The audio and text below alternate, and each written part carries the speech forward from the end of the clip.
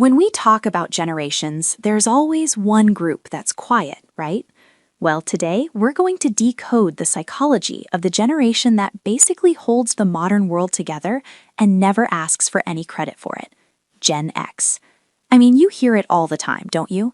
The big generational debates, the online wars between boomers and millennials and Gen Z. But it feels like there's this huge gap in the conversation.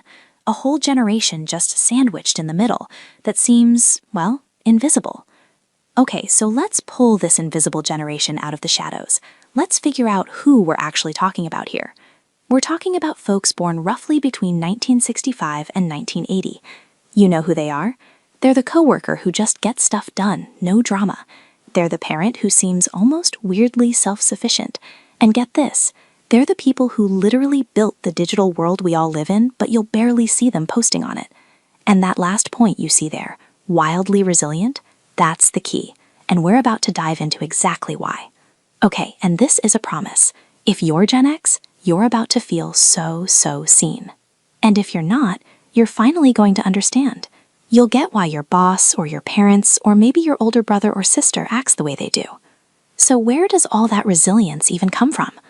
Well, to really get the Gen X brain, you have to go all the way back to their childhood. Because here's the thing, they weren't just raised a little differently. They were practically raised by themselves. Yeah, this is really the core of it all. They were the first massive wave of latchkey kids. And this wasn't some rare thing. For millions of them, this was just normal. Coming home to an empty house, a key around your neck, and just hours of time with no adult supervision. I mean, we're not talking about a small group here. By the mid-80s, we're looking at 7 million kids. 7 million who were regularly letting themselves into an empty house after school. That created this huge but silent experience that literally rewired their brains for life. And this quote right here, this is the lesson their childhood taught them, quietly, day in and day out. Think about it. If the sink clogged, if you locked yourself out, if you got into a fight, who were you going to call? Nobody. You just had to handle it. And that breeds this really radical self-reliance from a super young age. Now, there's actually a psychological term for this upbringing. It's called a high contingency environment. So what on earth does that mean? Well, it just means your actions were directly tied to their outcomes. There was no buffer, no texting mom to ask for permission, no Googling how to fix something. You mess up, you deal with the consequences instantly. And that's exactly why Gen X seems to think 3 steps ahead all the time. Their brains are basically running these non-stop survival simulations. But okay, it wasn't just about what was happening inside the house. At the very same time, the world outside was teaching them another really hard lesson. You can't trust the system. While they're at home raising themselves, they're also watching all the big institutions their parents trusted just fall apart. They saw divorce rates skyrocket. They watched their own parents give 20, 30 years to a company only to get a pink slip when downsizing became a thing. That whole promise of loyalty was completely exposed as a lie. And that economic instability, it didn't just go away. It followed them their entire lives. This timeline here shows the pattern perfectly. They graduate from school right into a recession. They get to their mid-career, bam, the dot-com bubble bursts. And then, just when they should be hitting their peak earning years, the 2008 financial crisis absolutely nukes everything. It's just been one crisis after another. What's the big takeaway from all of that? It's this deep, almost cynical lesson that just gets burned right into your brain. The system isn't there to protect you. Those promises from big institutions, pretty much worthless. All of this leads to a fascinating psychological trait. It's called defensive pessimism. Now, this isn't just being negative for no reason. No, it's a survival strategy.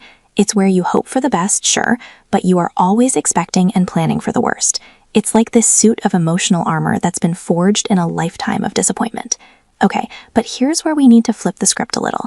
Because all these hardships, they didn't just create a bunch of skeptics, they also forged some unbelievable strengths. They made Gen X into this quiet, absolutely essential bridge between the old world and the new one we live in today. Just think about this for a second. They grew up with what you could call a pre-Google brain. Knowledge wasn't just a click away, it had a physical weight to it. You actually had to go to a library, flip through a card catalog, and find a real book. Getting information took effort. There's this thing in cognitive psychology called deeper encoding. Basically, when you have to work for information, your brain holds on to it way better. It built this sense of patience and a mechanical intuition, a belief that you can solve most problems if you just tinker with them for long enough. And all of this brings us to what I think is the central paradox of Gen X. It's fascinating. On one side, you have that fierce latchkey kid independence, which means they will almost never ask for help. To them, it feels like giving up. But on the other side, if you need help, they will be there. No fuss, no drama, no big post about it online. They just show up and do the work. And that's why this metaphor is just so perfect. They're not boomers, they're not millennials. They are the bridge generation. They vividly remember the analog world, but they're the ones who actually built the digital one. They're the link that holds it all together, doing the tough and often invisible work of connecting our past to our future. Which brings us to a final big question. Think about it. Bridges don't get parades, do they? They don't get applause. They just stand there and do their job. For a generation that's been defined by resilience and this quiet competence, maybe their greatest strength, their real superpower, is not needing or even wanting any of the credit. Maybe not caring if anyone even notices is the ultimate superpower. So, if you enjoyed this video, consider liking it. It helps the algorithm to reach out to more people. Also, if you want more psychology-based insights explained in simple, practical language, hit subscribe. And remember, understanding yourself is the first step to changing your life. I'll see you in the next video.